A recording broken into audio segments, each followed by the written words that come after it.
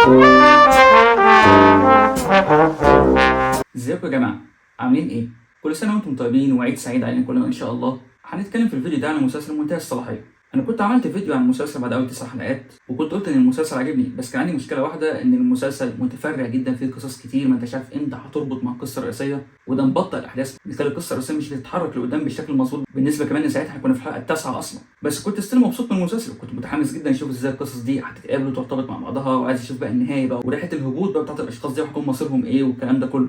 وبعد ما جت النهاية، يا ريتني ما كنت متحمس، يا ريتني ما استنيت، ويا ريت القصص دي كلها مرتبط ببعضها اصلا. لا، المسلسل قل بحبه حلوين جدا، يعني مش عايز اقول انه سيء، بس هو مش حلو خالص، وفرصه مهدره جدا جدا. انا اصلا بقيت شبه متاكد ان المسلسل ده يا اما كانت القصه مش خلصانه وهم استعجلوا عشان التصوير فارتجلوا شويه حاجات عشان خاطر يعني يعملوا مسلسل، يا اما القصه هي اللي كانت مكتمله بس ما عرفوش يصوروا كل حاجه فارتجلوا ويحاولوا يربطوا القصه ببعضها بالشكل اللي احنا شفناه في الاخر ده. لا بجد، لان فعلا القصه ناقصها حاجات كتير، في تفاصيل كتير انا حاسسها ناقصه وكانت لازم تتحط، وانا مش متخيل ان فعلا يعني هي دي القصه اللي كانوا مقتنعين بيها وشايفين ان هو ده العمل الكامل خلاص. اصل صناع العمل هنا هم نفس صناع عمل صله رحم السنه اللي فاتت، فمش مصدق بصراحه ان القصه اللي احنا شفناها دي بالاحداث اللي شفناها بالنهايه دي هو ده اللي كانوا شايفينه هو فعلا ده اللي هيعمل مسلسل حلو. والسبب الاساسي برضه هو زي ما قلت في الاول، هي التفريعات الكتير اللي بقى لما بتيجي تربطها بالقصه الرئيسيه بتكتشف انها ملهاش اي لازمه، او فعلا بترتبط بالقصه الرئيسيه بطريقه ضعيفه جدا، اللي لدرجه ان انت لما تخلص هتقول كان ايه لازمه القصه دي من الاول. برضه فعلا ملهاش اي 30 لازمه. يعني اول حاجه، ودي برضه اكتر حاجه كنت معلق عليها في الفيديو اللي قبل كده، قصه تسمية الرئيس اللي هي ملهاش اي 30 لازمه، وفعلا الشتاء من المسلسل مش هتاثر باي حاجه، وقلت يمكن يحصل اي حاجه قدام، هو ما حصلش اي حاجه قدام منها. ولما حاولوا يربطوه بشخصيه محمد فراج، طلعوا انها بتحبه في مشهد، او ان هي يعني حاسه انها بتحبه، بس هو مش حاسس بناحيتها بكده عشان خاطر هو بيحب مراته، واللي هو جه في مشهد وعدى على طول، عارف اللي هو لو برده ما كانش ليه 30 لازمه. يا زرقاء ميتة في اخر حلقه لما جم البلطجيه يهدوا الكافيه، وكان خطيبها الاولاني واقف بيتفرج، واللي هو بالنسبه لي ما كانش ليه 30 لازمه، وسعد الشرقاوي اللي هياخد علقه موت والكلام ده كله، يعني كانت ممكن تيجي من اي حد كانوا مديونين ليه في المراهنات، انما لحد قبلها بحلقه او هي كمان الحلقه دي كان بيقولوا هم في ناس هم مديونين ليهم اصلا. بلاش ده كله، شخصيه خالد سرحان اللي لما وصل لهم ووصل الكافيه بتاعهم وقال لهم ان هو مش هيسيب حقه وخلاص، وباين ان هو هينتقم منهم، وكده طبعا هو اللي عرف خطيب ياسمين رئيس بالمكان، بس لو كان واقف في المشهد ده بدل خطيبها كانت هتبقى احسن بكتير، ما كانتش هتاثر في حاجه في القصه، وتاني برضه ما كنتش هتحتاج للشخصيه دي من اول، شخصيه ياسمين رئيس، حتى لما يجوا كلهم يلوموا صالح بعدها محمد فراج تبقى حتى مفهومه اكتر. انتوا بتلوموا ليه يا جماعه؟ احنا لو فرضنا ان دي كانت الشركه ما بين صالح والشرقاوي ومنى، ومثلا يعني صالح لو محمد فرج كان هو المدير بتاعهم، فده كان مدير ديمقراطي جدا، هو ما غصبهمش حاجه اصلا، هم كانوا اوريدي شغالين في المراهنات، هو كل عامل هو جه قال لهم تعالوا بقى احنا هنعملها بطريقه ذكيه نكسب منها، وبالذات هي منى اسمها رئيسه ما جت تلوم وفي الاخر قلت له انا غلطان ان انا صدقتك، ده هي اللي دخلت معاهم في الاخر يعني هي اللي جت تقول لهم انها هتدخل معاهم في موضوع المراهنات بعد ما هي كانت معترضه على الموضوع ده من البدايه اصلا. ويا ريت حتى استغلوا الشخصيه دي مثلا بحته انها كانت واحده معترضه على الموضوع لما شافت اللي بيحصل فيه والمكاسب اللي بتيجي من ورا حبته وكده، فبتشوف مصير ده عليها، حتى دي ما تمش استكشافها، وبالفعل اصلا يعني القصه دي رحله شخصيه معترضه على الموضوع ده ودخلت فيه وبتاع، شفناها في شخصيه محمود الليثي، وحاجه اللي دي قدام كمان شويه. طبعا انا فاهم هم ليه كلهم بيقولوا مصالح ان هو اللي قاعد يغريهم وبتاع، وكل شويه كل ما هم يقولوا خلاص كفايه كده او كفايه لحد كده هو يجي يغريهم ويوريهم طريقه هتكسبهم فلوس اكتر، بس لو كان اللي جه هد المحل ده كان اي حد هم مديونين ليه، اي حد كان ظاهر هم مديونين ليه، خالد سرحان نفسه اللي كان ظاهر في القصه بما ان هو اللي خلاهم كلهم يسيبوه وبتاع، برضه كانت تبقى مفهومه اكتر. القصه الرئيسيه نفسها او الشخصيه الرئيسيه صالح لو محمد فراج، واللي هو بيحب مراته او طليقته رانيا هبه مجدي، وان هو نفسه يرجع لها، وبرغم ان هو كل محاولاته معاه بتبوء بالفشل، يعني خلاص هي مش حتى بتبين له انها مياله، هي مش عايزاه خلاص، وده في حد ذاته اللي انا ما كنتش فاهمه قوي، هو ما دام هي مش عايزه من الاول ليه عمال يحاول تاني، خصوصا ان قرار الطلاق ده كان حاجه مشتركه ما بينهم هما الاثنين، وفي الاول خالص لما كنا بنشوف الخلافات اللي ما بينهم اللي كان باين ان هما الاثنين غلطانين، يعني هما الاثنين مش متفاهمين، مش مثلا هو اللي كان غلطان في حقها وهي كانت مظلومه يعني معاه وكده، لا يعني واضح يعني اللي كان باين في الاول هما الاثنين غلطانين في حق بعض، فهما الاثنين من الاخر مش متفاهمين، بس مش مهم يعني دي حته فرع كده مالهاش اي لازمه. الفكره بقى ان صديق صالح ماهر اللي هو تامر نبيل اللي برضه بيحب رانيا وبيحاول يوصلها، وده سبب العداوه اللي ما بينه وما بين صالح، واللي برضه نفس الكلام كنت معترض على القصه دي من الاول، شايف انها مش بتاثر في القصه الرئيسيه، كنت مستني اشوف الموضوع ده هيأثر في القصه الرئيسيه ازاي اصلا، يعني حته الحب مثلث الحب ده، او لو مش مثلث حب يعني اللي هو كان كانه مثلث حب، ما فهمتش كان مؤثر في القصه الرئيسيه ازاي برضه، بس قلت ماشي ما نشوف هتتقابل ازاي قدام. وفجاه جه ماهر عمل فيلم مفتش كرومبو عشان عايز يوقع صالح ويجي يحقق وراه ويراقب شرقاوي عشان خاطر يعرف صالح ده بيعمل ايه لانه كان شاكك فيه، ويا ريته حتى في الاخر وصل حاجه بنفسه، لا يعني هو الموضوع جاله صدفه لما جاله كابتن سمير هو اللي دله على الموضوع كله، بس برضه مش مهم عمل ايه بقى بعدها بكل ده، يا ريته مثلا راح بلغ عنه او لبسه قضيه او اي حاجه، لا او حتى دخل في المراهنات وبقى هو المنافس بتاعه وهو اللي مثلا هزمه في الاخر، لا برضه ما فيش الكلام ده خالص، ده هو راح بلغ مراته. اللي هي كانت بالفعل عارفه نص الموضوع من ظابط المباحث. هي لو كانت يعني جريت ورا الموضوع شويه او جت تواجه صالح كانت ممكن تعرف منه الحياه كلها من غير برضه اي حاجه. بلاش كابتن سمير ده نفسه كان ممكن يكون عايز ينتقم من صالح، وكان ممكن يراقبه لحد ما يوصل له ويبلغها بالموضوع ده كله. يعني كان في 100 حاجه كانت ممكن تتعمل لو الغرض من القصه دي كلها ان مرات صالح تعرف القصه بتاعته، عشان ده هيأثر شويتين في مصيره في اخر المسلسل خالص. وبرضه يعني لو الغرض من ده كله كان المشهد الاخير اللي ما بين ماهر تامر نبيل وخالد سرحان، يعني عشان يوروك ان الموضوع مراهنات لسه مستمر وفي حاجات جديده ممكن تتعمل فيه تكسبهم اكتر وبتاع، برضه كان ممكن يجي بشكل تاني من غير الشخصيه دي خالص. الفكره ان كل ده تحس ان هو تضييع وقت. يعني انت يعني في مشاكل كتير انت تعطاها في حته العداوه اللي ما بين الاثنين دول وحوار مثلث الحب والكلام ده كله، ولما بيجي يرتبط ما بيعملش اي حاجه، ما بيأثرش فيه. 100 طريقه كانت ممكن توصل بيها للنتيجه دي من غير اللفه الطويله دي كلها. انت تحس ان القصه الرئيسيه ما كانش فيها محتوى كافي. انا ما شفتش تفاصيل كفايه في القصه الرئيسيه، وتحس ان هم فعلا ما كانش عندهم محتوى كافي، فقالوا يحطوا حشو زياده. فبدل ما يبقى المسلسل ممل وبطيء، لا يحطوا شويه حاجات زياده لو مش هتاثر في القصه او هتاثر فيها بس ببسيط جدا، بحاجات ممكن تتهندل بشكل ابسط من كده بكتير، يحطوها خلاص عشان خاطر يملوا احداث. وفعلا على فكره المسلسل مش ممل لحد الحلقه ال 15. انا ما حسيتش ان كان في حلقه ممله لدرجه ان انا زهقت منها قوي. ممكن تكون في حلقه بطيئه حلقه اسرع شويه، بس ما كانش فيه ملل. الفكره بقى ان عدم الملل ده كان جاي بسبب القصص الفرعيه دي والاحداث اللي بتحصل فيها، والسسبنس اللي انت مستني امتى القصص دي هتخش في القصه الرئيسيه وهترتبط بيهم بس كده. انما الشخصيه الرئيسيه القصه الرئيسيه نفسها كانت محتاجه تفصيل اكتر من كده بكتير جدا. يعني المفروض شخصيه صالح اللي هو شخص عادي زي ناس كتير، شخص بيشتغل في بنك، شخص شريف، الغلطه الوحيده اللي عملها ان هو قرر يفضح جريمه عرفها ودي اللي سببت لسجنه. فلما رجع قرر ان هو يبني نفسه من جديد، فدخل في حاجه غلط من الاخر بس شاف نفسه ذكي فيها. وزي ما تقول خلاص هو لما كان كويس واتظلم واتسجن وخسر عيلته ولسه بيحاول يبني علاقته من الاول خالص مع بنته والكلام ده كله، قرر لا ان هو خلاص شاف طريق سهل حتى لو هو عارف ان هو غلط هيدخل فيه وهيكمل فيه. واللي هو عارف كانه عمال بينتقم من المجتمع، خلاص كانه عمال بينتقم من المجتمع نظام ولا لا، ده هو هيكمل في الطريق ده وهو عارف ان هو غلط، وبالعكس ده بسببه هيتاذي ناس كتير. هو بالنسبه له هو ماله، هو مش ضرب حد على ايده. الرحله دي احنا ما شفناهاش، او يعني تقدر تقول انا ما حسيتهاش. يعني انا ما حسيتش بالرحله دي، انا ما حسيتش باي تغير حصل في شخصيه صالح من الاول لحد الاخر. هو التغير موجود والاحداث بتوريك ده، بس انا ما حسيتش بالتغير اللي حصل له، ما حسيتش بالتحول من شخص طيب كل الغلطه اللي عمل ان هو كان بيكشف جريمه لشخص مجرم اتسبب في اذى بيوت كتير. وده بسبب ان القصص الفرعيه خدت وقت كتير جدا من القصه الرئيسيه. فلما تيجي تبص على محتوى القصه الرئيسيه قصه صالح كده من اولها لاخرها كانت محتاجه تفاصيل اكتر من كده بكتير جدا. يعني مثلا من الحلقه التاسعه لحد الحلقه ال 14 شوف كده القصه الرئيسيه حصل فيها ايه. ما حصلش فيها اي حاجه. هو كان مع خالد سرحان، جه محمد فراج فكر في طريقه تخليهم يعلوا ويوصلوا لمكان اعلى وبتاع، قام كسبوا الرهان الكبير بتاع الماتش ده وخدوا الفلوس دي واستثمروها والكلام ده كله وبعدوا عنه وراحوا الليفل اعلى. هم ما بقوش بيراهنوا، لا هم بقوا بيديروا مراهنات. ده هم كانوا عاملين ابلكيشن مراهنات. يعني انت شفتهم هم في الطب من الاخر من غير هزيمه لسه في الحلقه ال 14. يعني لحد الحلقه ال 14 هم كانوا لسه في الطب اللي هم خلاص فوق، اللي هو يعني انتم من الاخر مفيش حاجه تقدر عليكم. انا من كتر ما كنت مستغرب هو احنا امتى هنشوف جزء بقى الهبوط؟ احنا يعني شفنا جزء صعود، عايزين نشوف جزء الهبوط امتى ده هيحصل، امتى القصه دي هتبدا بقى خلاص تتجمع كده كلها مع بعضها ونشوف رحله الهبوط بقى اللي هيمر بيها الشخصيات دي ونفهم بقى المواعظ او الدروس عايزين يوروها لنا من موضوع المراهنات وكده. انا من كتر ما كنت بستغرب القصه الاساسيه ما بتتحركش او بتتحرك ببطء غريب ازاي.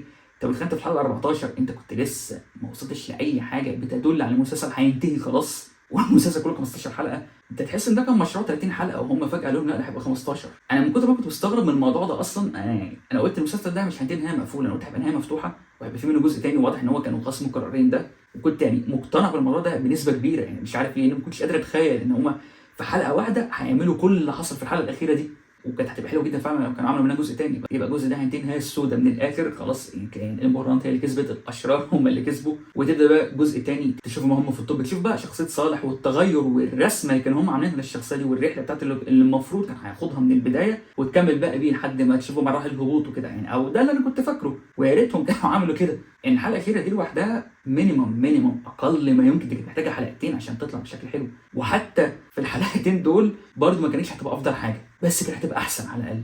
المفروض في القصص اللي زي دي يكون نص المسلسل صعود مع بعض، طبعا المواجهات اللي هتقابلهم والمخاطر اللي هيواجهوها وكده، بس هيفضلوا يعلوا. والمفروض بقى يبقى النص الثاني يبقى هبوط خلاص. ده بقى تشوف من الاخر كده يعني تلاقي بقى الابطال وقعوا في شر اعمالهم. انما لا، هم ده حصل في اخر حلقه بالظبط وهاجي لها على طول. بس اخر حاجه عايز اقولها لحد ما نوصل لاخر حلقه برضو بمناسبه التفريعات اللي كانت لهياك تماما عن القصه الرئيسيه. انت عندك قصه محمود الليثي والقصه الثانيه بتاعت الراجل اللي خطف ابنه وبعد كده كان هيقتل مراته. وانا فاهم وجود القصص دي ليه، هم يعني خلاص جابوا لك القصه الرئيسيه دول ناس دخلوا موضوع مراهنات، ولما طلعوا قدام اكتر بقى هم بيديروا الموضوع. دلوقتي كانك بتشوف صاحب ابلكيشن مراهنات بيتعامل ازاي، فجاي بقى يشوف الموضوع من وجهه نظر حد بيراهن عادي، اللي هو دخل ابلكيشن مراهنات وحب الموضوع وقرر يكمل فيه، ونشوف ده اثر عليه ازاي، والقصه المأساويه بقى دي. ابسط حاجه يعني، ابسط حاجه كان ممكن القصتين دول يندمجوا في قصه واحده، ما كانش هتفرق في حاجه برضه، كان هيبقى المعنى وصل. وبرضه من الحاجات اللي استغربتها قوي قصه محمود الليثي، اللي انا كنت مستني بقى المفروض هيربطوها قصه محمد فراج امتى وبتاع، واللي جت في مشهد في الحلقه العاشره لما اتقابلوا مع بعض وكان عايز ياخد فلوسه، وجه صالح قال لا مش هيديله فلوس وهيستثمرها في الرهان الكبير بقى اللي خلاهم يعلوا قوي ده وبتاع. وبرده قصه على كده اصلا استغربت ازاي القصه دي انتهت على كده، كنت فاكر ان هو هيفضل مكمل معاه، مش بيكمل معاه هو يدخل شريك بس، هو هيراهن مثلا ولما يجي يخسر هيواجه صالح وبتاع وكده يعني انت يحصل كلاش ما بينهم بقى وكده قدام. لا برضه دي جت يعني ده اللينك اللي حصل عشان خاطر ده جوز اخت البطل الرئيسي، فده اللينك اللي حصل، مشهد المقابله اللي ما بينهم ده. بعد كده ما تقابلوش ما اتكلموش تاني خالص، يعني انا شايف كان المفروض يحصل ما بينهم مشاكل كتير جدا اكتر من كده. لو الموضوع ان هم كانوا عايزين يحكوا كذا قصه ناس اتأذت بسبب موضوع المراهنات ده وكذا قصه مأساويه وبتاع، كان جميل، بس ما تجيش يحسب القصه الرئيسيه بقى في الاخر، ما هو كل ده اللي عطل القصه الرئيسيه. عشان كده انا فعلا مستغرب، هل ده كان مسلسل 30 حلقه وخلوا 15؟ هل الحلقات ما كانتش كامله؟ هل يعني انا مش عارف ايه اللي حصل بالظبط، بس هو يا اما المسلسل ده كان محتاج يكون يا اما عدد حلقاته اكتر من كده عشان يسع الكم ده من القصص، يا اما كانوا يشيلوا قصص كتير، يا اما كانت تبقى الحلقه اطول من كده. يعني في مسلسلات 15 حلقه بتبقى الحلقه مدتها ساعه عادي جدا، انما هنا تقريبا اطول حلقه لو انا فاكر صح يعني ما كملتش 45 دقيقه تقريبا بالتترات. يمكن هي الحلقه الاخيره كانت حلقه طويله شويه، حتى طويله ايه دي، ما كملتش 50 دقيقه بالتترات اصلا. وبالنسبه للحلقه الاخيره والله الحلقه دي كانت عظمه بالنسبه للمشاكل دي كلها، يعني بالنسبه ان الحلقه دي مطلوب منها تغطي قصه كامله بالشكل ده. انت مش بتشوف ختامات، لا انت بتشوف من اول مرحله الهبوط لحد الختامات. والله العظيم دي كانت حلقه جامده جدا بالنسبه، يعني انت كل ده واقفه، يعني انت مستني، يعني انت يعتبر مستني نص قصه واقف على حلقه واحده، ويا ريت حتى حلقه طويله، يعني على الاقل يا ريت حتى الحلقه دي كانت ساعه ونص مثلا. في مسلسلات بتعمل الفينال بتاعتها طويله ساعه ونص لو يعني المحتوى يستاهل، يا ريتها كانت كده. الحلقه ما كملتش 50 دقيقه من غير التترات، بالتترات كمان، يعني محصله الحلقه كان مشاهد ما كملتش ساعه الا ربع. فتلاقي في الاخر يا اما الرسائل اللي كانت مجبره او مش مقنعه بالمره، والنهايات اللي حصلت هي جايه لغرض الدراما، ليه لازم تيجي عشان تبقى كده، والمفروض اكون مقنعه. وعلى فكره الاحداث موجوده، يعني في احداث بتوصل ده.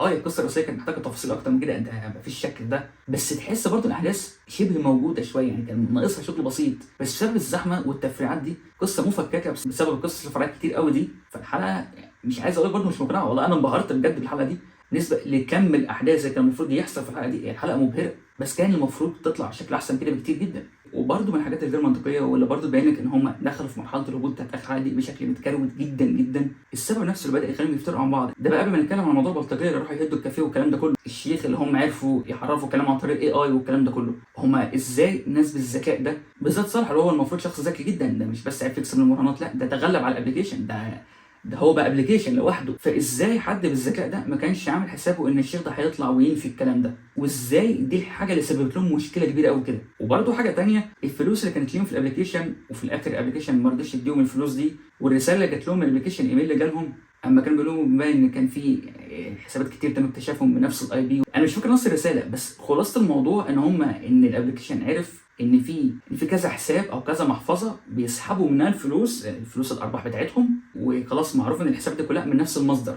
برضه ازاي الناس بقى بالذكاء ده بقى مش صالح لوحده، ده صالح وكمان اللي معاه المفروض الشرقاوي ده اللي هو اصلا كان عارف الابلكيشن كويس جدا، او هو اللي قدمه لصالح اصلا. ازاي هم ما عملوش حسابهم من الحته دي؟ هو فعلا في حاجات لحد دلوقتي متسابه، انا مش فاكر ايه مصير صاحب شرقاوي لحد دلوقتي، ان هو مات ولا خلاص هيخف، ايه اللي حصل له؟ وعمال اشوف ما لقيتش مشهد بيقول كده. كان في المستشفى، بس ايه اللي حصل بعد كده بقى؟ النتيجه بتاعته ايه؟ ما شفناهاش اصلا، ما عرفناش شرقاوي ده حصل له ايه، اتحكم عليه بايه في الاخر ولا اي حاجه. بالرغم من كده مصير شخصيه محمد فراج كان حلو جدا، والشوط الاخيره ليه كانت عجباني، بس كانت محتاجه طبعا شغل اعلى من كده بكتير. ومش هنكر برضو بالرغم من كل المشاكل اللي انا هتقول عليها، واللي ادى الحلقه الاخيره انها ما تكونش مقنعه، هي مقنعه جدا بالنسبه للظرف الحلقه دي محطوطه فيه، يعني بالنسبه لكم الاحداث محطوطه في الحلقه دي وهم مضطرين يحكوا قد ايه، هي مقنعه بالنسبه للظرف ده. بس لو هنتكلم هل الحلقه كانت حلوه، لا هي كانت ممكن تطلع مقنعه بشكل اكتر من كده بكتير جدا. بس بالرغم من كده يعني الحلقه دي بالنسبه بقى للمشاكل دي كلها كانت ممكن تطلع اسوأ من كده بكتير جدا جدا جدا يعني. وبرده من الحاجات اللي انا حسيتها ناقصه جدا في اخر حلقه، انا كنت مستني اشوف مشهد ما بين صالح وابوه، بين محمد فراج وسامي مغاوري. يعني انا كنت حاسس العلاقه دي كان لازم تختم في مشهد، اي حاجه بقى، كان مشهد خناقه، كان مشهد بيحاول يصفي فيه، كان اي حاجه يعني. استغربت جدا ازاي ما شفناش مشهد للقصه دي. الخلاصه المسلسل منتهى الصلاحيه، هو فكره عمل حلوه بس ما تنفذتش بشكل حلو خالص. وفعلا فرصه مهدره ومفاجاه بالنسبه لي بصراحه، ان انا كنت متوقع اعلى من كده بكتير. يعني سيبك ان دول صناع مسلسل صلة رحم، يعني كمان محمد فراج اصلا من الناس اللي هو خلاص، يعني لما تشوف اسمه على العمل انت ضامن العمل ده هيكون عامل حلو سواء فيلم او مسلسل. ومش حلو اللي هو شغال، لا حلو اللي هو فعلا حاجه جامده يعني، حتى لو فيها برضه مشاكل. فده كان اقل بكتير من كل ده.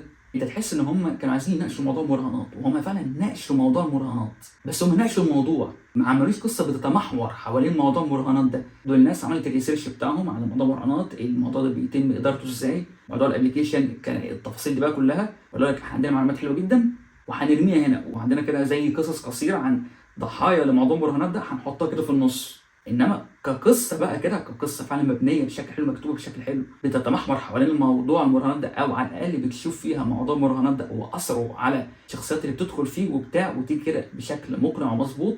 لا هو الموضوع ما جاش بالشكل ده خالص، هم كانهم قالوا هنحط موضوع المراهنات وهنحط اي قصه في النص توصل للبوينت بتاعتنا، بس احنا عاملين ريسيرش كامل على موضوع المراهنات نفسه، بس مش القصه اللي هتوصل لنا الرسائل المطلوبه من الموضوع ده. لو انت بالاخر تحس انت كانك قعدت مع حد بيحكي لك قصص مأساويه الناس عانت من موضوع المراهنات ده، وفي الاخر هديله 6 من 10. يعني انا كنت في الاول بفكر اديله اقل من كده، بس برضو لقيت المسلسل فيه برضو فعلا شويه حاجات حلوه ما ينفعش تنكرها. التمثيل مثلا كان حلو، القصه كانت بدايتها كانت حلوه. يعني لو هنتكلم ان انت حاطط دافع لكل شخصيه انها تدخل في الموضوع ده، الدوافع كانت موجوده فعلا، والدوافع اللي موجوده عشان الشخصيات دي تكمل في موضوع المراهنات ده بالرغم من اللي شافوه هي برضو كانت موجوده. مصير الشخصيه الرئيسيه في الاخر عجبني برضو، حتى لو كنت حسيت الموضوع برضو مش مقنع. انت من الاخر تحس ان عندك نص عمل، قصه بدايتها حلوه جدا ونصها كان كويس. لو فرضنا ان المسلسل كان المفروض يكون اكتر من 15 حلقه يعني، بس ما كملتش. تحس ان هم جم في النهايه في نص مسلسل تاني نسيوه، او تلت مسلسل نسيوه. يعني في جزء كامل اللي هو جزء النهايه ده كان المفروض يتحكي على مدار اوسع من كده بكتير قوي.